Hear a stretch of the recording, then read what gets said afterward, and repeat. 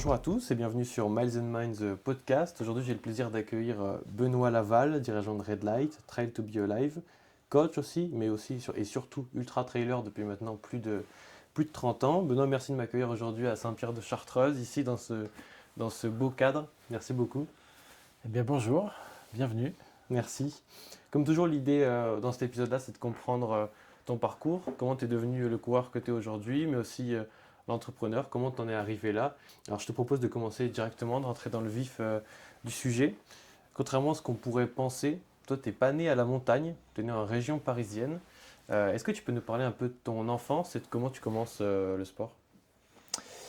Alors je suis né à Créteil, effectivement, ça fait pas tellement rêver pour faire du trail.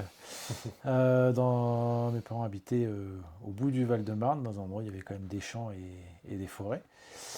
Euh, Quand j'étais petit, je dirais entre 8-9 ans, quand on commence à faire du sport, j'ai commencé par du judo, c'était pas tellement mon truc, du basket non plus. Je crois que j'ai réussi à marquer un panier dans ma vie, enfin en match officiel, mais vu que j'en ai fait deux, voilà. Et puis mon père faisait du marathon, et donc je me suis retrouvé à aller au club d'athlétisme à côté où il allait. Un mercredi après-midi, et puis c'était sympa, il y avait des gens que je connaissais, des copains, on va dire. Et puis eh bien, on s'est entraîné ensemble, et puis ma première course c'était un 1000 mètres, donc je me rappelle, Ok. j'avais fait 3 minutes 51 secondes et 5 dixièmes, voilà. Et puis après des crosses, et puis après des compétitions sur piste, et puis on était une bonne équipe de copains, et donc ben, c'était plaisant d'aller s'entraîner, et puis on s'entraînait le mercredi, puis le mercredi et le samedi, puis le mardi, mercredi, jeudi, samedi, dimanche, etc. En benjamin, minime, cadet, et moi j'aimais toujours quand c'était plus boueux ou plus compliqué, ou plus long. Donc je prenais toujours la distance un petit peu la plus longue de l'endurance. Et ça m'a amené à faire du 1500 mètres, du 3000 mètres steeple, et voilà. Peut-être que c'était aussi par défaut, parce que j'étais pas le plus rapide, donc il me fallait des difficultés Mm. supplémentaires pour compenser une vitesse moindre naturelle. Et après, j'ai fait mes études à Lille, des études d'ingénieur. J'ai toujours été passionné par la montagne en parallèle, mais j'étais un Parisien, donc je faisais une semaine de ski l'hiver avec mes parents, et puis une semaine de montagne, 2 semaines de montagne l'été. Et puis à Lille, eh ben, j'étais faire des stages de course à pied avec l'UCPA à l'époque, mais ça va mettre des années, ça s'appelle le 1991-1992, hein, ça fait très très très longtemps, Ok. au siècle dernier. Et la course à pied en montagne me plaisait beaucoup. L'année suivante, je me suis dit que j'allais y aller tout seul. J'ai traversé les Pyrénées, 800 km en allant au vieux campeur, en achetant un sac à dos léger, une tente légère, un sac de couchage léger. Donc là, il faut se remettre il y a je sais pas, 25 ans, 30 ans, 35 ans, il faudrait faire la soustraction. Il n'y avait pas le même matériel qu'aujourd'hui. Il n'y avait pas de GPS non plus, il fallait acheter des cartes et puis se débrouiller. Et c'est une expérience qui m'avait extrêmement plu, qu'allier la course à pied, la montagne, l'aventure, le matériel léger, préparer son sac, voilà. Mm. Après, j'ai fait mon service militaire à Bourg-Saint-Maurice en choisissant les chasseurs alpins. Et donc autour de ça, je me suis rapproché de la montagne et j'ai décidé d'habiter en Rhône-Alpes absolument, et de trouver du boulot en Rhône-Alpes. Et là, bah, de proche en proche, je me suis retrouvé à pouvoir faire du trail, à démarrer vraiment le trail dans les Alpes, par une course qui s'appelait le Défi de Loisan, qui faisait 200 km en 6 jours, avec 15 000 mètres de dénivelé, voilà, quand j'avais donc à peine un peu plus d'une vingtaine d'années. Voilà. Et quand tu commences le trail et que tu fais par exemple ton premier périple dont tu nous parles, est-ce que à l'époque tu as déjà cette idée de red light ou pas du tout? Pas du tout. Alors j'ai fait ingénieur textile, mais c'était pas du tout dans l'idée de faire Red Light non plus. Ouais. Euh, J'étais quand même plus scientifique, on va dire, que Hmm. littéraire, ça c'est sûr. J'aurais pu faire d'autres choses, et puis j'ai fait ingénieur, et l'option textile est tombée un peu par hasard, un peu par hasard, voilà. Ok. Bien tombé du coup. Voilà, et puis bah, après, effectivement, quand j'ai cherché du boulot en tant qu'ingénieur textile, j'ai cherché en envoyant un CV chez Salomon, chez Rossignol, chez les grandes marques que l'on connaissait, qui n'avaient pas besoin de moi à ce moment-là, ou en tout cas sinon qui ne croyaient pas en mon potentiel. Et j'ai travaillé dans une petite entreprise où on était sous-traitant de ces marques et où on concevait et on produisait pour eux des sacs à dos, des tentes, des sacs de couchage. Donc là, c'était vraiment un métier qui me plaisait parfaitement puisque j'étais bien dans le matériel de sport. À Saint-Étienne, donc en Rhône-Alpes, à concevoir des produits en ayant sous la main des machines à coudre, des tissus, des choses innovantes. C'est donc là que j'ai fait mes premiers protos pour moi-même aussi, pour le défi, pour le challenge de faire soi-même un sac à dos, de faire Hmm. soi-même une tente. Oui, donc il y avait cette idée-là aussi, tu avais un problème que tu voulais résoudre déjà, rien que Voilà. pour toi, quoi. Ça me faisait plaisir de faire une tente ultra légère par moi-même Hmm. en la faisant, un sac à dos complet par moi-même. Et puis j'ai créé une petite marque. Au début, mon premier business plan devait aller tout au bout à droite du tableau à 500 000 francs de chiffre d'affaires au bout de 10 ans et 2 salariés. Ça me semblait déjà extrêmement ambitieux et Hmm. lointain. Ça faisait déjà un paquet de sacs à dos à vendre. Voilà. Et puis on a donc démarré, enfin j'ai démarré avec 2 associés. Euh, on a démarré par Internet. Aujourd'hui, dire ça, ça semble juste une évidence, mais en 1999, Internet, c'était vraiment le début. Il n'y avait pas le paiement en ligne. À cette époque-là, j'avais acheté un CD-ROM. Vous voyez ce que c'est un CD-ROM? Ouais. Voilà. Qu'on mettait dans l'ordinateur et on créait son site sur l'ordinateur. Et puis après, le modem envoyait les données vers Internet avec le modem qui faisait du bruit là, quand il se mettait en marche. Voilà comment ça fonctionnait pour créer un site Internet en 1999. Et puis, moi, ce qui me plaisait dans Internet, c'était qu'on pouvait directement discuter et vendre aux consommateurs, à l'utilisateur, aux pratiquants. Moi, ce que je savais faire, c'est concevoir des produits et parler avec les coureurs à pied, puisque j'étais coureur trailer aussi, et donc on Hmm. parlait le même langage. Voilà. Donc Internet et les stands sur les courses m'ont permis de démarrer directement. Et puis la marque a grandi au fur et à mesure, hein, ça a pris du temps. Red Light, entre 99 et aujourd'hui, on en est à 26 ans, c'est ça, oui, voilà. Au bout de 5 ans, on devait être 4 ou 5 salariés. Au bout de 10 ans, on était une douzaine. Donc on s'est développé avec des produits légers, avec des produits innovants, avec souvent des produits en avance. On a été les premiers à faire des carquois, par exemple, pour porter les bâtons. Hmm. Ça, dès 2007-2008. On a été les premiers à faire les bâtons pliants aussi, avec le petit brin, enfin, avec la petite ficelle à l'intérieur. Voilà, avant ça n'existait pas. Ouais.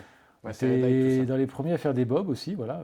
Après, d'autres grandes marques les ont fait et quand d'autres grands champions les portent, ils se vendent beaucoup mieux et tout le monde en vend mieux. Mais Hmm. voilà, on a toujours été innovant. On essaye toujours de l'être. Et c'est ce qui fait qu'on s'est développé au fil du temps.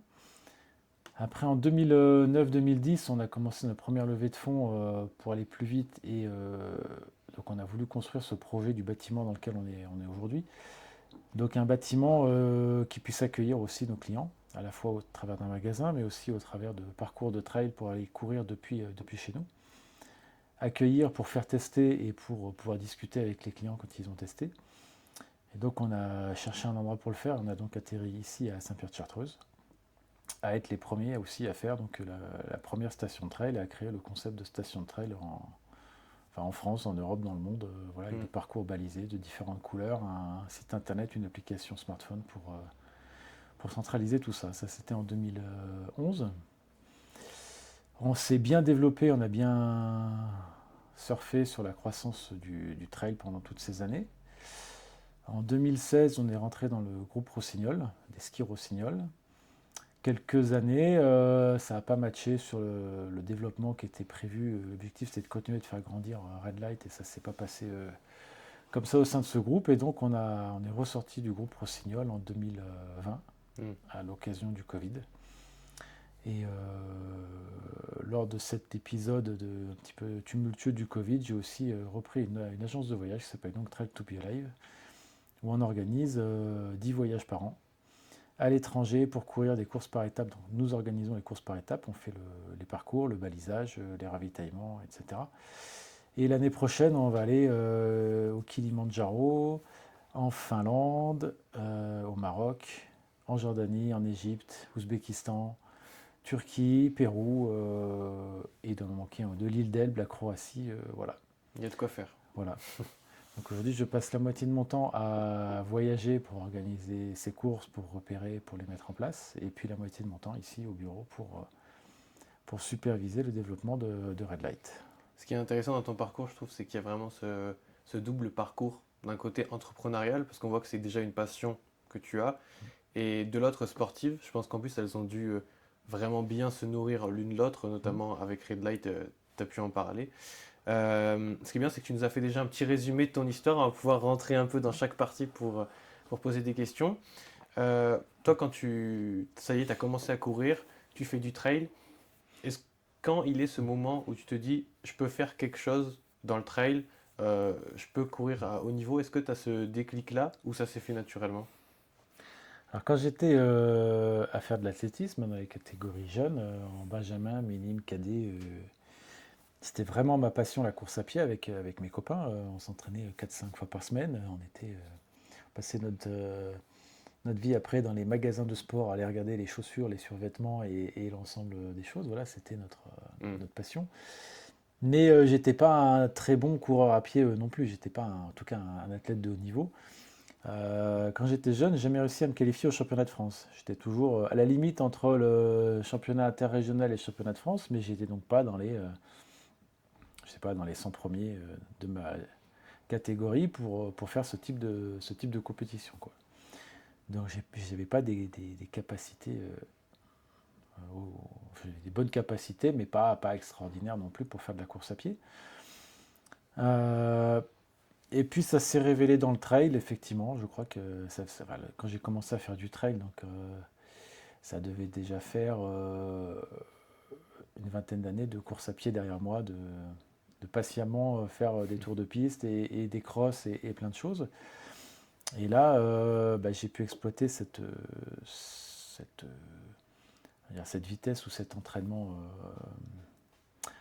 plus classique avec ma passion de l'endurance et ma vision des choses sur la montagne. Voilà.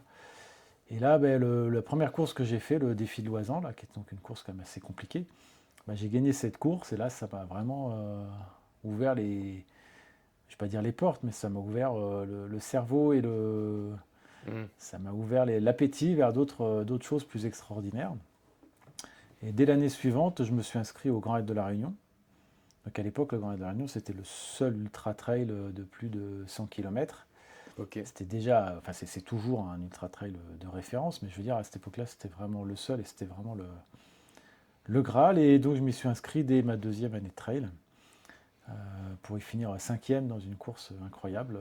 Voilà, et là, après, forcément, on s'inscrit sur les courses pour essayer de faire des podiums, pour essayer de faire des choses, pour essayer de Hmm. faire des belles choses, quoi. Ouais, après ça, la machine était Voilà. lancée, quoi. En Ouais. plus, derrière, tu fais donc plus de 200 trails dans des tas de pays. Donc, il y a toujours cette idée de varier les passions avec le voyage. Tu l'as dit tout à l'heure, tu as fait une deuxième place donc, sur le Grand Raid de la Réunion, notamment. Tu as fait des tas d'épreuves, des épreuves comme la Barclay, le Marathon des Sables, etc. Est-ce qu'il y en a une qui t'a marqué plus que les autres? Est-ce que justement, c'est le Grand Raid de la Réunion? Est-ce que c'est quelque chose d'autre? Alors, le Grand Raid de la Réunion, ça a été ma première grande passion, enfin pas ma première, mais vraiment la première grande course extraordinaire, hein. Hmm. Pour moi, c'est toujours une des plus belles courses du monde aujourd'hui encore, même si on a des milliers de courses à travers le monde aujourd'hui. Mais il y a un paysage fantastique, varié, et puis une ambiance incroyable, quoi. C'est le Tour de France version trail. Hmm.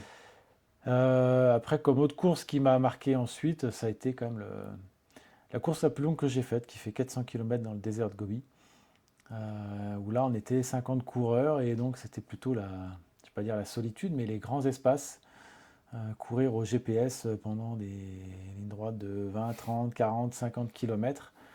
On court vers l'horizon dans de la steppe, dans du désert, et voilà une sorte de liberté et de course en même temps vers l'épuisement et vers le bout de ses capacités. Et ça a été un très grand moment pour moi de course à pied aussi. Voilà.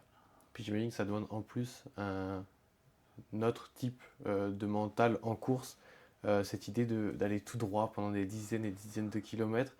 C'est intéressant, c'est que du coup, comme tu as varié les formats, les épreuves, justement, tu as pu voir différentes façons de subir, entre guillemets, une course, de la vivre en tout cas. Euh, Justement, tu as participé à la Barclay. Mhm. Est-ce que tu peux nous parler un peu de ça? Alors justement, toi derrière, tu es impliqué dans la chartreuse Terminorum, on en parlera plus en détail, mais on a eu l'occasion d'avoir Simon Lancelevé sur le podcast qui nous avait parlé de ça et notamment de ta préface. Donc j'imagine que c'est forcément une course qui t'a marqué de par son histoire, son format, etc. Toi d'abord en tant que coureur, comment ça s'est passé? Donc, comme je l'ai dit précédemment, même quand j'étais jeune, j'aimais les courses quand elles étaient plus difficiles, plus compliquées, plus escarpées, Hmm. quand c'était même de la piste ou des crosses. Et donc en cherchant les choses plus difficiles, plus escarpées, plus compliquées, forcément, la plus difficile, la plus escarpée, la plus compliquée s'appelle la Barclay. Et donc, eh bien, à un moment, on se dit qu'il faut qu'on aille essayer cette course, dont personne ne comprend pourquoi il n'y a que 1% de finisher, alors que il y a 12 heures pour faire une boucle de 40 km, donc ça semble vraiment pas le bout du monde, que la montagne, les montagnes dans lesquelles ça se passe, elles font 500 mètres d'altitude. Ça n'est pas de la forêt vierge, mais c'est de la forêt assez classique. Hmm.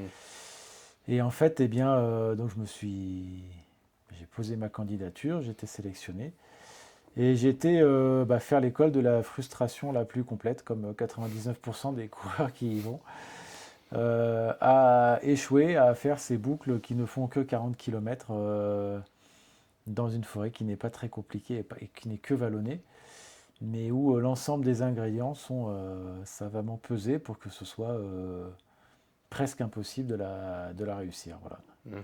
Donc on en revient, je pense qu'à part ceux qui ont fini la course, mais qui sont extrêmement peu nombreux, sinon c'est une école de frustration la plus complète, puisqu'on s'entraîne pour aller faire, ça s'appelle 100 miles, c'est peut-être un peu plus long aujourd'hui, mais voilà. Et qu'on revient quand on a fait 40 ou 80 ou 100 km lamentablement, et qu'on échoue toujours en premier lieu avec le temps, enfin Ouais. à cause du temps, qui est quand même millimétré, voilà. Et forcément par des erreurs un petit peu de navigation, des erreurs un petit peu d'alimentation, on a un petit peu tout cumulé. Et donc après on compte ces erreurs, on essaye de les corriger, puis quand on revient on en fait d'autres. Et Hmm. voilà, il y a d'autres difficultés comme la pluie, le brouillard ou d'autres difficultés selon les années qui font que l'on échoue à nouveau et que l'on persévère en voulant franchir tous les obstacles, mais qu'on est toujours frustré en revenant de la Barclay. Hmm. Sur ces formats-là que maintenant tu peux organiser aussi, euh, maintenant tu es à la place donc plus d'organisateur, tu vois ça de l'extérieur. Qu'est-ce que tu vois ressortir le plus de ces coureurs-là? Est-ce que c'est justement cette frustration, de la résilience, c'est quoi? Bah, la frustration, c'est le résultat. Tout le monde vient au début avec le Ouais. sourire et la joie, la bonne humeur, pour finir dépité au bout de pas beaucoup de temps ou de plus de temps, ça dépend.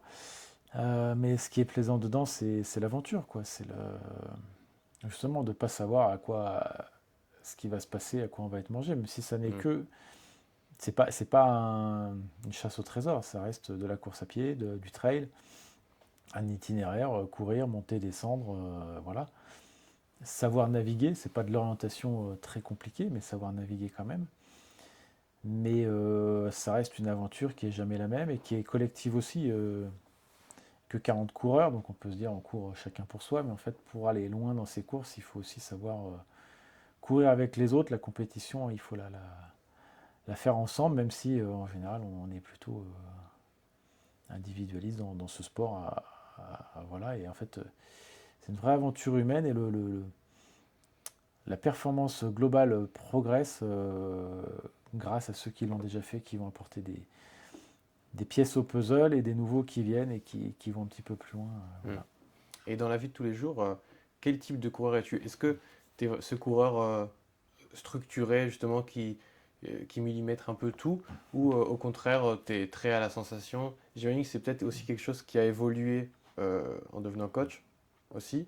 Quel type de coureur? Alors aujourd'hui, maintenant en 2026, je suis un coureur tranquille parce que mes genoux ont un petit peu subi ces 30 années, parce qu'on s'entraîne moins, parce qu'on se blesse plus facilement, et Hmm. donc voilà. Mais globalement, dans toutes ces dizaines d'années de course à pied, c'était un mélange des deux. J'avais quand même un plan d'entraînement que je me faisais assez quand même classique, avec du fractionné, du seuil, des côtes, des sorties longues, voilà, des blocs. Mais donc il y a quand même une structure de base. Mais après, c'est aussi à la sensation, c'est aussi ne pas se priver des plaisirs de la vie pour tout ça et Mm. gérer aussi selon l'emploi du temps, selon sa forme du moment. Voilà. Quand même un socle de base classique de course à pied en entraînement et une marge de manœuvre aux sensations par-dessus. Est-ce que tu as des coureurs que tu admires, c'est peut-être un mot un peu fort, mais que tu as appris à observer euh, aujourd'hui et qui te plaisent particulièrement, que ce soit d'ailleurs aujourd'hui ou dans ta carrière, même jeune, quels étaient les coureurs qui t'ont impressionné? Un des premiers que j'ai côtoyé qui était quand même incroyable, c'était Marco Olmo, Bien sûr, ouais. donc qui a gagné l'UTMB à l'âge de 58 ou 59 ans. Donc je ne les ai pas encore et je me rends compte de l'exceptionnelle L'exploit, ouais, performance, exploit que ça représente avec les années qui passent c'est et clair. tout ça, de continuer d'être performant à cet âge-là. Puis c'est un temps qui, même aujourd'hui, n'est toujours pas déconnant, quoi. Ah oui, voilà, non mais il courait cette année, Ouais. il ferait encore oui, dans les 10 premiers ou dans les 5 premiers, voilà. Et puis, parce que lui, c'était aussi il pouvait sembler farfelu parce qu'il était, on va dire, mal habillé. Mais en fait, tout était millimétré, était mal Mm. habillé parce qu'il avait choisi ce maillot dont il avait découpé le col, dont il avait découpé sous les bras, dont il avait recousu lui-même pour que ce soit le plus léger, le plus ajusté. Un sac à dos qu'il avait fait lui-même en découpant deux ou trois, pareil, pour que ce soit très, très ajusté avec des ficelles qui partaient derrière, avec des pinces crocodiles qui venaient raccrocher aux shorts pour que le sac à dos ne ballotte pas. Voilà, Le chantier. tout était bizarre, on va dire, Mm. mais tout était millimétré et voilà. Et son entraînement aussi, et c'était une vraie vie d'asset pour en arriver là. Et voilà, donc Marc Olmond a travaillé avec lui à concevoir des produits et c'était vraiment un phénomène. Il n'a pas gagné les courses par hasard et il a innové dans beaucoup de choses, même si il fallait l'observer pour le comprendre. C'est pas quelqu'un qui en a beaucoup parlé, mais il fallait l'observer, quoi, voilà. Mm. Et puis c'est un athlète qui est aussi beaucoup associé forcément à Red Light. Quand on parle de Red Light, il vient très vite, il vient très vite dans la conversation. Forcément, moi en préparant le podcast, quand j'ai demandé qu'on pose des questions, etc., les gens me parlent directement de cette gamme-là, Olmo. Est-ce que tu peux nous parler un peu de comment ça s'est fait, tout ça? Comment cette collaboration, en quelque sorte, elle s'est créée? Bah, Marco, je l'ai connu au Marathon des Sables où on courait ensemble. Je l'ai connu sur d'autres courses où on courait aussi ensemble. Il m'est arrivé d'arriver devant lui quelques fois, mais il arrivait devant moi beaucoup plus souvent. Et voilà, donc c'était avant tout un ami de trail, une connaissance. Et bah, les sacs à dos qu'il faisait notamment ou d'autres produits étaient avec mon œil technique innovant. Et donc simplement on en a parlé de convertir ces produits qui étaient invendables en l'état, non commercialisables en l'état, quand même de les mettre grand public et de faire une gamme ensemble, à développer les produits ensemble. Voilà, ça s'est fait avec de l'amitié en premier lieu. Ok, ouais, donc c'est Voilà. la relation qui a amené à la collaboration, quoi. Voilà. Ok. Et donc tu nous le disais tout à l'heure, as fondé donc Red Light en 99. L'idée c'est créer du coup des équipements plus légers, plus confort, adaptés aussi à ta pratique et aux pratiques des coureurs. Derrière, donc tu passes à Saint-Étienne où tu as cette première expérience un petit peu donc déjà textile et qui t'amène ensuite donc qui t'amènera ici.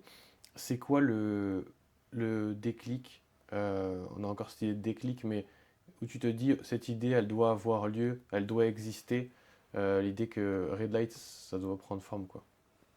Est-ce que c'est une discussion avec quelqu'un ou est-ce que c'est juste un processus de long terme où tu te dis bon bah là en fait ça fait sens quoi, il faut que je le fasse. Ça a pris du temps avant de se faire. Enfin, ça a pris 2 ans. C'est pas très long non plus entre le moment où je suis entré dans cette entreprise à concevoir les produits et à créer Red Light. Mais j'avais quand même un angle entrepreneur quelque part depuis longtemps. Quand j'étais étudiant, j'étais président du bureau des élèves et puis après vice-président des étudiants de l'université. Voilà, c'est quand même quelque chose dans l'organisation, la direction de projet, je dirais, la création de choses, c'était quand même quelque chose que j'avais en moi Hmm. avant ça. Euh, D'organiser des courses aussi. La première course que j'ai organisée, qui était un trail, en fait, on appelait ça un cross, mais qui était un trail avec un copain quand on était en école d'ingénieur, la première course qu'on a organisée, ça devait être en 1991 ou 92. Donc voilà, cette question d'organisation et de tout ça, c'est quelque chose qui était déjà préexistant Mm. naturellement avant. Et Red Light, ça s'est fait. En fait, c'est encore une petite histoire dans l'histoire, mais pour avoir ce boulot dans ce job qui me faisait rêver à Saint-Étienne de concevoir des vêtements, enfin des sacs à dos, des produits de sport pour des grandes marques, pour y rentrer où c'était pas facile, il y a plusieurs candidats bien sûr, Mm. voilà. J'avais écrit un petit projet qui consistait à faire des sacs à dos, des tentes, des vêtements pour une marque qui existait à l'époque qui s'appelait Francital, Ok. qui ensuite est devenue Vertical. Et donc j'avais fait ce petit dossier par moi-même pour convaincre qu'on m'embauche dans cette entreprise, quoi. Et donc un petit peu plus tard, ce projet est ressorti. Le patron qui m'avait embauché m'a dit: et quand c'est qu'on fait ça alors? Et de là, ça s'est converti en projet Red Light, voilà. Ok. Même si ce projet qui initialement avait été fait pour donc ça s'appelait Francital Vertical, on l'a fait ensemble puisque la partie sac à dos était donc faite avec l'employeur avec qui je travaillais, pour qui je travaillais, et la partie vêtements, on l'a fabriquée avec Francital Vertical, qui était aussi à Saint-Étienne.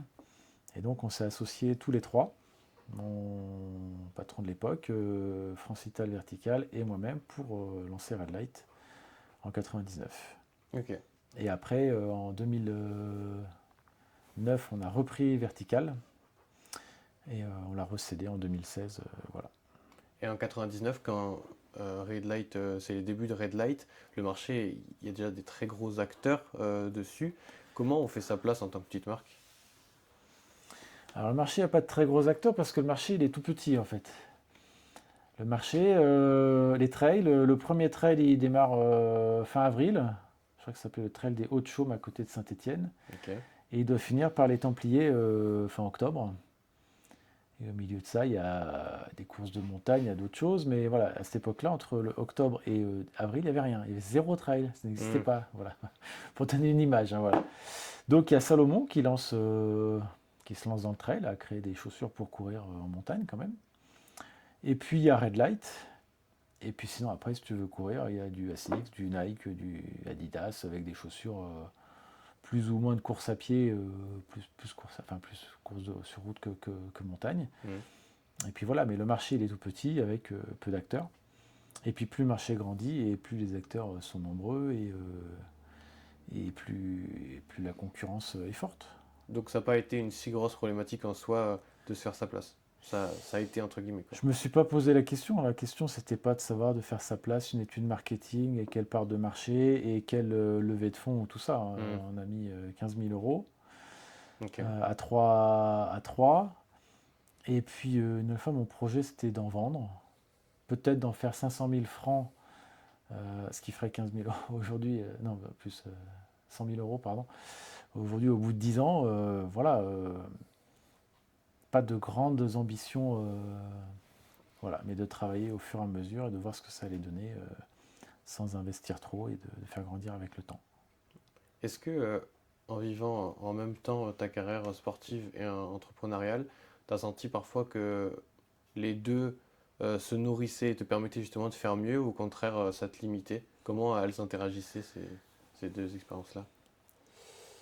Alors, c'est sûr que les deux se sont nourris et fortement. Je profitais chaque fois que j'allais développer Red Light dans un pays à l'étranger ou avec des rendez-vous pour courir localement et pour trouver un distributeur et pour moi-même me faire plaisir à courir en Chine, au Japon, aux États-Unis, dans différents pays du monde. Euh, Mon niveau sportif apportait Red Light aussi apportait de la lumière par des performances. Forcément, on parle de moi dans les journaux, dans le Hmm. trail, et je suis aussi le patron de Red Light, donc ça porte l'image de la marque aussi, forcément. Donc à la fois moi pour aller voir d'autres paysages, j'ai fait le marathon des sables. Au début le désert ça m'attirait pas plus que ça. Voilà, j'étais un montagnard, je voulais la montagne, le dénivelé, le désert, je voyais pas trop l'intérêt. Hmm. Enfin, comme ça. Et puis à force de vendre des sacs à dos pour le marathon des sables, que le gars il téléphone, qui disait que nos produits étaient bien, que c'était vraiment super, etc. À un moment, ça m'a titillé. Je me dis, il faut quand même que j'aille voir ce que c'est que ce marathon des sables. Ça a l'air pas si mal, puisque chez tous nos sacs à dos, et ils sont tous. Et tout le monde en parle comme une Mm. aventure extraordinaire. Et donc, par exemple, j'étais fait le marathon des sables parce que il y avait Red Light et que les clients en achetaient et m'en parlaient et m'ont donné envie d'aller voir, quoi. Ah, et donc c'est limite un feedback client qui t'a amené là-bas, quoi. Voilà. Ok. Ouais, donc c'est intéressant, il y a vraiment quand même une connexion entre les deux, quoi, à ce moment-là. Et puis... Voilà. Ok. Et après, bah forcément, le côté limitant, c'est que en gérant une entreprise avec 5, 10, 15, 30 salariés, ça prend quand même évidemment du temps et de l'engagement et qu'on s'entraîne de façon amateur entre midi et deux ou le soir, qu'on n'a pas tout le temps dont on aimerait disposer pour être un athlète de haut niveau pur jus, je dirais. Mm. Donc on reste un coureur amateur avec les limites du temps de 99% des gens qui travaillent à côté et qui ont quelque chose, Mm. qui ont ça dans la vie, quoi, voilà. Et pour Red Light aussi, peut-être que si j'avais aussi moins couru pour faire passer uniquement mon temps sur l'entreprise, peut-être que ça aurait été peut-être plus vite, plus haut, plus fort. Ouais. Mais on ne le saura pas. Et puis en tout cas, pour moi, l'important, c'était d'équilibrer les deux et Mm. de nourrir les deux. Aujourd'hui, on fait 6 millions d'euros de chiffre d'affaires, donc on est d'une taille intermédiaire, je dirais, entre les petites startups naissantes ou bien les gros mastodontes pour lesquels on est quand même tout petit. Mais ce qui est important, c'est que ça fonctionne, qu'on se fait plaisir, que ça existe, qu'on a notre image de marque et notre clientèle. Et l'ambition n'est pas forcément de vouloir multiplier par 10, par 100, par 1000. Mm. Faut qu'on soit à notre échelle à ce qui nous plaît, ce qui nous convient et ce qui nous nourrit. Voilà. En 2010, donc la marque a déjà un peu évolué. Red Light reprend la société Vertical, t'en Mhm. parlais tout à l'heure. Donc pour ceux qui ne connaissent pas Vertical, c'est une marque plus axée rando, alpinisme, on va dire. Mhm. Red Light ensuite rejoint Rossignol en 2016. Mhm. Et donc tu l'as dit, toi tu démissionnes.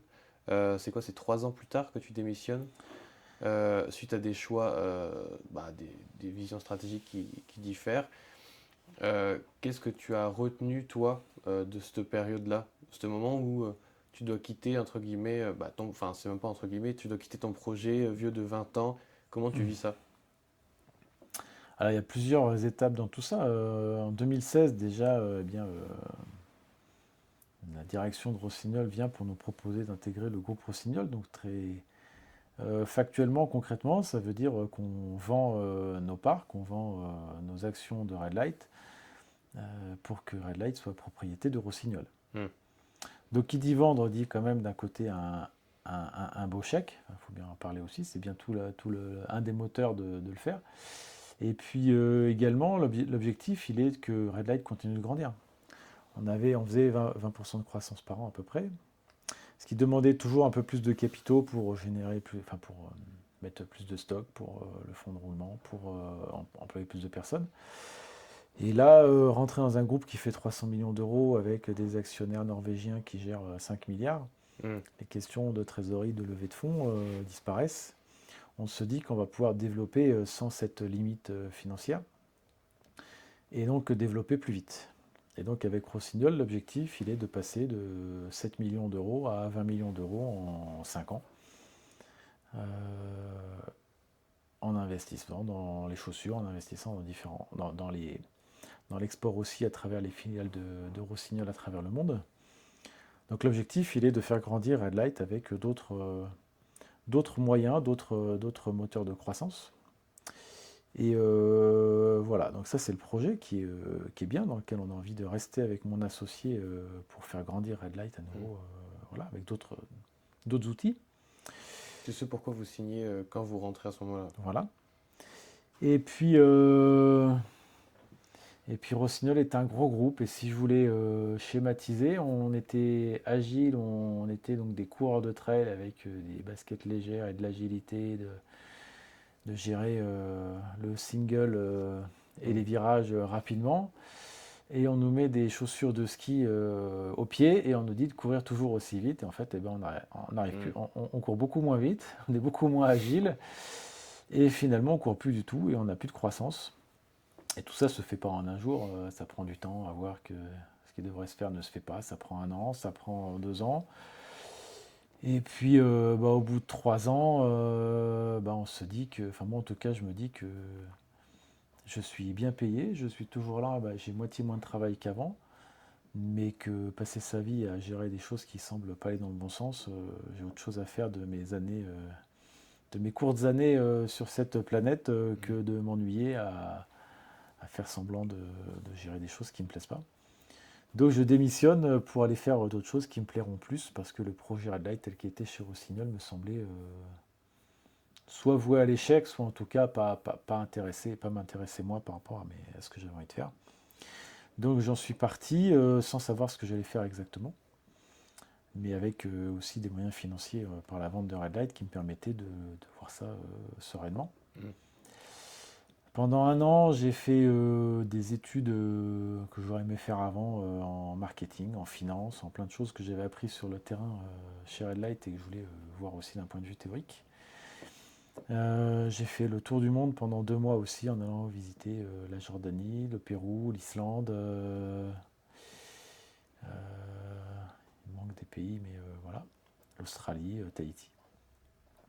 Et puis après, je me suis demandé ce que j'aimerais faire. Voilà, donc je ne pouvais pas recréer un Red Light Bis parce que j'avais une clause de non-concurrence et puis voilà, c'était autre chose. Donc c'est là où je me suis dit, j'aime le voyage, j'aime organiser des courses, ce que je faisais déjà auparavant en parallèle de Red Light et voilà. Et donc j'ai cherché à organiser des courses à l'étranger et j'ai regardé qui organise des courses en France de ce type-là. Je suis tombé sur Nature Extrême Développement. J'avais jamais été courir avec eux, mais ils étaient pas loin, ils étaient à la FECLA, donc tu vois, à 1 heure d'ici. Et donc j'ai envoyé un mail au dirigeant en lui disant que j'aimerais bien travailler avec lui, voilà. Et il m'a dit, bah ça tombe bien, la semaine dernière j'ai mis l'agence en vente, je cherche un repreneur, j'ai 75 ans, ça fait 25 ans que je fais ça et j'aimerais bien transmettre mon entreprise, voilà. Le timing est parfait. Voilà, exactement, le timing parfait. Donc on s'est rencontrés, on a fait connaissance et au bout de quelques semaines et 2-3 mois de discussion, eh bien, il m'a transmis l'entreprise en restant 2-3 ans dans l'entreprise. Et donc j'ai pris cette activité qui avait déjà 25 ans d'âge et j'ai appris le savoir-faire, pas mal de petites choses, la clientèle. Je l'ai transformé aujourd'hui sous le nom Trail to Be Alive et on a... donc j'y travaille avec... il y a ma femme, moi et puis une graphiste qui travaille chez Red Light dont on partage les compétences. Et on se fait bien plaisir à organiser ça, ça fonctionne très bien. Nos voyages sont pour la plupart complets. C'est des séjours où on a entre 30 et 60 coureurs sur des courses par étapes. Donc c'est intermédiaire, c'est pas le petit groupe de stage à 5-10 coureurs et c'est pas les grandes courses à 500 ou 1000 personnes. Et on fait donc des étapes de trail chronométrées, c'est des courses, et du tourisme à côté. Et pour l'instant, je ne me lasse pas d'aller courir tous les ans à Petra, d'aller courir tous les ans aux pyramides d'Égypte, d'aller courir tous les ans au Machu Picchu. C'est une belle vie pour quelqu'un qui aime à la fois le voyage et la course à pied. Voilà. Ouais, tu concilies bien, Voilà. les deux, quoi. Voilà. Donc au final, en fait, cette émission qui, j'imagine, est une décision qui n'est pas facile à prendre, elle te crée cette année où, en fait, plein d'opportunités se créent. Alors, elle n'est pas facile à prendre, hein, ça c'est sûr, et j'ai bien réfléchi avant, parce que comme je t'ai montré, j'habite à 50 mètres de Red Light. Quand j'ouvre mes volets, je vois Red Light. Donc je m'étais bien posé la question, est-ce que si je quitte Red Light, j'aurai toujours Red Light à côté physiquement? Est-ce que ça me conviendra ou pas? Je m'étais fait accompagner par un coach aussi pour bien, je dirais, passer cette période et bien anticiper les choses et voir l'ensemble de ce que ça représentait. Et quand je l'ai fait, je ne l'ai pas regretté, j'avais bien réfléchi à l'avant et à l'après. Et puis surtout l'important pour moi, c'était de vivre ma vie. Voilà, je ne voulais surtout pas m'ennuyer pendant 1, 2, 4, 5 ans à entre guillemets, être bien payé, mais dans une prison dorée pour quelque chose Hmm. qui ne me satisfaisait plus personnellement, quoi. Donc en 2020, avec le Covid, tu fais ton Et donc comeback. finalement, un an après, pas beaucoup, pas si longtemps, enfin Hmm. pas longtemps après, donc effectivement, il y a le Covid, donc je n'avais pas prévu le Covid, hein, j'en savais rien en partant, voilà. Tu n'es pas à l'origine du Covid. Non, voilà, je ne suis pas à l'origine du Covid pour reprendre Red Light. Important de le dire. Et voilà, le Covid a accéléré beaucoup de choses, je dirais. S'il n'y avait pas eu le Covid, je pense que Rossignol aurait revendu Red Light peut-être 1 an, 2 ans, 3 ans plus tard, mais Hmm. ça n'a fait qu'accélérer les processus. Et j'avais toujours des oreilles un petit peu qui traînaient pour voir, et je savais qu'il commençait à réfléchir à peut-être le revendre.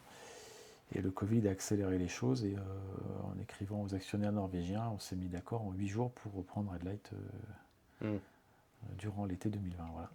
Quand tu reprends Red Light, quelle a été la plus grande priorité pour réinsuffler ta vision et ouais, ta vision dans le projet quand tu reviens? Est-ce qu'il y a une volonté de réinventer Red Light, au contraire de revenir aux bases? L'idée, elle était de revenir aux bases, mais ça a été loin d'être simple et loin d'être aussi, enfin, je ne vais pas dire aussi simple que ce qu'on avait imaginé, parce que ça fait quand même 25 ans que je suis dans l'entrepreneuriat. Hmm. Des entreprises m'avaient déjà repris vertical, enfin, j'avais déjà eu un peu cette expérience. En général, ça dure 2 fois plus longtemps et ça coûte 2 fois plus cher que ce qu'on a mis dans les hypothèses de départ sur le papier. Donc ça, je le savais quand même. Mais en plus, avec le Covid, qui a duré beaucoup plus longtemps qu'on ne le croyait tous, le Hmm. Covid, ça a débuté mi-mars. Et puis mi-mai, on avait fabriqué les masques, et puis c'était fini, et on allait ressortir. Et voilà, et en fait, Hmm. ça a perduré encore pendant 1 an et demi à ce que les courses reprennent, les courses s'arrêtent, les commerces reprennent, les commerces s'arrêtent, que les salariés soient là, qu'ils ne soient pas là, qu'il y ait les cas contacts. Enfin, il y avait quand même toute cette gestion du Covid qui était loin d'être simple pour remettre un projet en marche. Et puis effectivement, il fallait changer aussi la façon de travailler, revenir à... C'est pas à la base, à la base de Red Light, mais revenir à un mode PME plus agile, plus Hmm. concret qu'un grand groupe qui est plus lourd, plus long, et voilà quoi. Ok. Et il y a des salariés qui se sont habitués au grand groupe et qu'il faut soit qu'ils changent, soit qu'on change de salarié pour reprendre des gens qui sont compatibles avec l'agilité d'une PME. Donc ça a été une période compliquée, ouais. Et concrètement, aujourd'hui, pour que les auditeurs comprennent bien, c'est quoi ton implication aujourd'hui dans Red Light? Concrètement, qu'est-ce que tu fais ici? Bah, concrètement, donc, je suis président de Red Light et je suis bien opérationnel, hein. C'est pas un titre ni honorifique Hmm. ni lointain. J'ai trois compétences premières qui sont un petit peu toujours les mêmes que depuis il y a 25 ans, qui sont ce que je préfère quelque part. Donc il y a la conception des produits. Donc on a une équipe de conception, mais dans laquelle je suis pleinement actif, où je valide l'ensemble des produits avec mon expérience, avec nos bases aussi de ce qu'on attend, ce qu'on a défini comme critères pour des gammes Red Light. Hmm. Donc, je suis très impliqué dans la conception. Et puis je suis très impliqué aussi dans la communication, à la fois parce que Red Light est attaché à mon image. Alors aujourd'hui, moins qu'il y a 10 ans ou qu'il y a 15 ans. Mais dans l'aspect communication, je valide beaucoup de choses.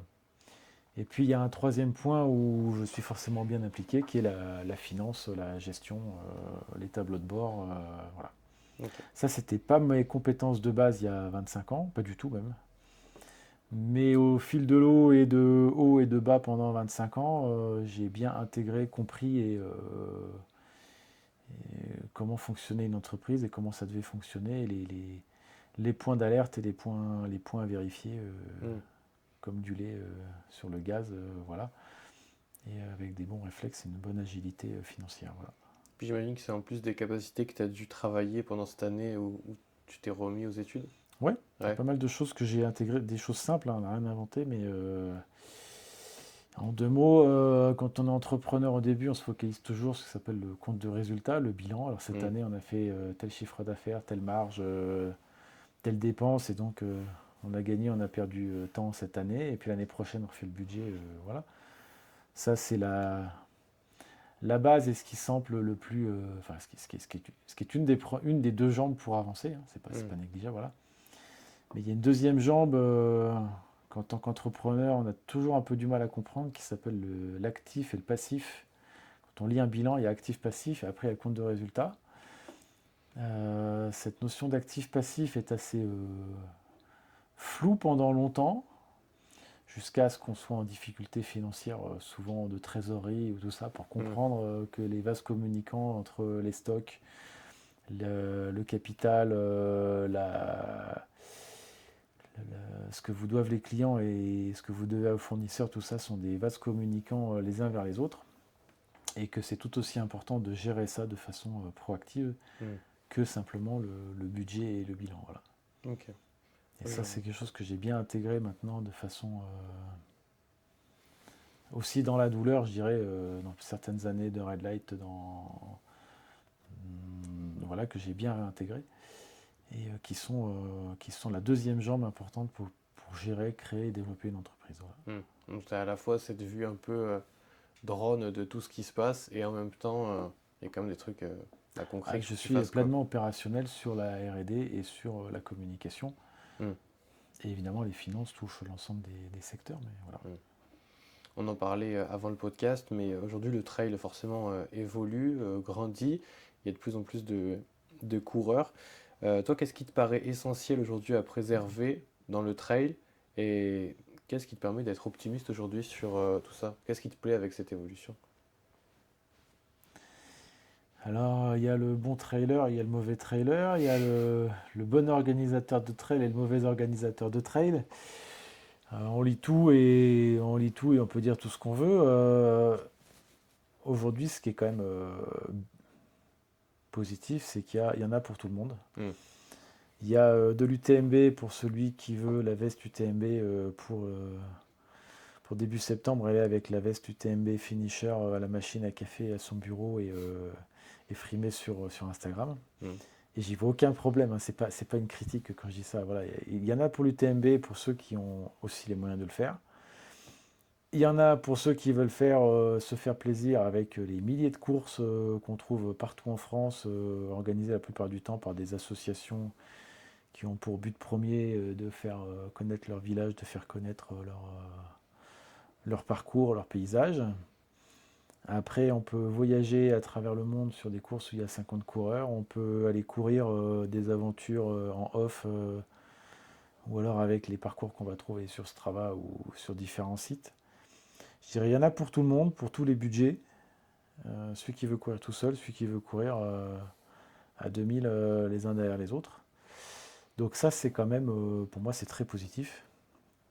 Et les uns critiqueront les autres. Moi, je dirais, chacun fait ce qu'il veut. Et puis bien souvent, celui qui critique l'un, il va faire l'autre aussi. On fait tous un petit peu de tout, au gré des années, au gré des envies, au gré des rencontres. Voilà. Alors on approche de la fin du podcast, mais on a encore quelques questions. Notamment, lorsque je faisais mes recherches pour cet épisode, justement, j'ai vu que tu étais donc maintenant certifié coach, c'est bien le cas. Est-ce que tu as des athlètes que tu entraînes en ce moment? Alors en fait, je ne suis pas coach sportif. Ok. Je suis coach, j'ai un diplôme de coach en entreprise, coach mental, on va dire. Et pas le volet sportif, développer des plans d'entraînement, ou on pourrait l'imaginer développer l'aspect mental de la performance. Mais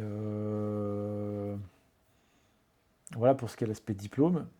Et après, sur l'aspect pratique, non, je pratique rien du tout. Parce que les journées n'ont que 24 heures. Et qu'avec Red Light, avec Trail to Be Alive, c'est déjà bien. Avec du temps pour moi aussi, un minimum pour aller courir à droite à gauche et me faire plaisir, il me reste zéro temps pour faire ça. Cet aspect-là, je l'ai développé pendant mon année de césure, on va dire, parce que ça me faisait envie de découvrir aussi les leviers, les outils dont j'avais bénéficié à plusieurs reprises, notamment quand j'ai voulu quitter Red Light pour être bien sûr de le faire. Donc de comprendre les outils. Ça aurait pu être une piste professionnelle après, mais ayant repris et Trail to Be Alive et... oui, forcément.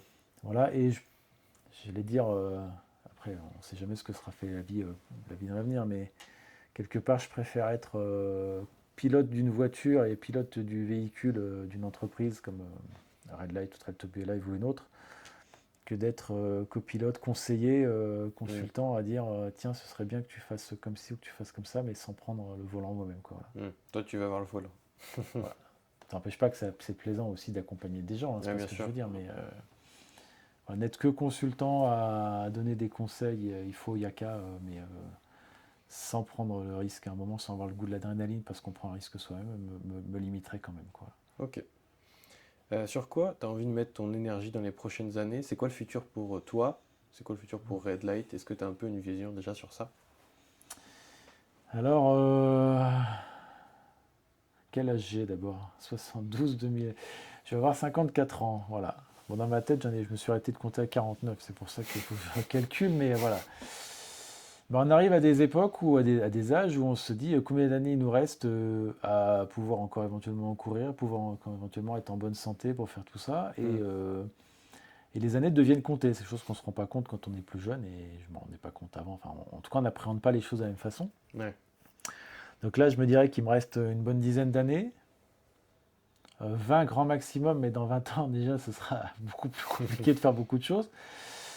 Donc il faut faire ce qu'on aime et ce qu'on veut se faire plaisir. Et aujourd'hui, je suis dans un bon équilibre avec Red Light qui me plaît pour l'aspect vraiment conception des produits, puzzle, financier, technique à résoudre. Continuer de voyager tel que c'est là. Je me donne au moins 5 ans comme ça, et puis après on verra la santé, on verra ce que donne la vie. Mais voilà. D'un point de vue sportif, j'ai plus de grands objectifs parce que je vais moins vite. Ce qui me fait plaisir aujourd'hui, c'est toujours de trouver quand même à un moment ou à un autre des courses qui vont faire en général plusieurs centaines de kilomètres et où on vit une aventure de longue haleine. Voilà. Ouais. Mes grands projets sportifs pourraient être ceux-là, même si j'en ai pas à court terme. Et après, ça me fait quand même bien plaisir de faire un 30, un 50 ou un 100 km si le paysage est joli. Et maintenant qu'il y a des bons ravitaillements aussi. Pendant 30 ans de ma vie, je ne me suis jamais arrêté au ravitaillement sauf prendre de l'eau en catastrophe, enfin en vitesse. Et maintenant, je récupère tout ça en prenant mon temps sur les courses.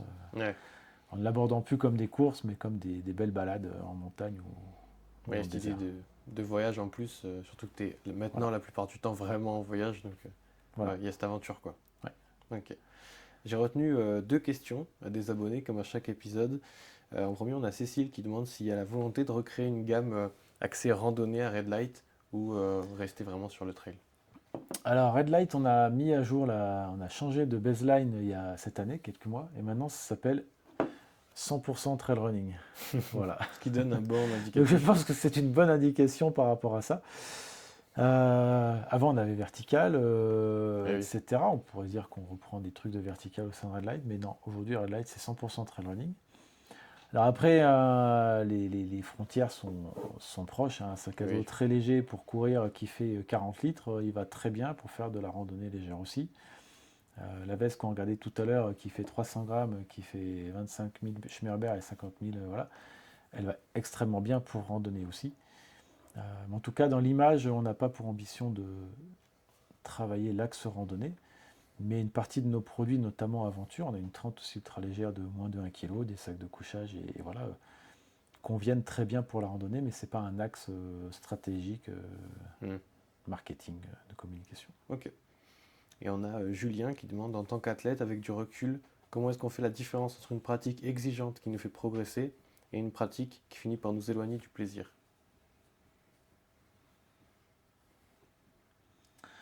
La pratique exigeante qui fait progresser, déjà, qu'est-ce que je peux dire dessus? Je dirais que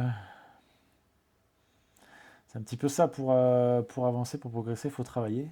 Alors, ça fait un peu aussi vieux con qui dit ça à des jeunes, il faut travailler dans la vie si on veut avancer, si on veut progresser, mais en course à pied c'est un peu pareil, hein. Si on ne s'entraîne pas, si on ne stimule pas son cœur à différentes allures et à différentes difficultés et nouveautés, il ne va pas progresser, on va rester à stagner. Si on fait que du footing, on fera que du footing en compétition. Voilà. Parce qu'on entend souvent, il y a aussi ces histoires d'athlètes qui racontent que ils ont un quotidien aussi, surtout à haut niveau, parce que je pense qu'à mon niveau, par exemple, c'est pas le cas, mais même si ça pourrait, s'imposer beaucoup de contraintes fait qu'au final, on perd le plaisir qu'on avait à l'origine du sport. Toi, c'est un truc. Mais Est-ce que tu ça, t'es perdu à un moment? non, je ne me suis pas perdu. Ben, c'est peut-être pour ça aussi que j'ai fait que deuxième et que j'ai pas gagné le Grand Raid de la Réunion ou qu'il y a plein de courses où j'ai pas gagné.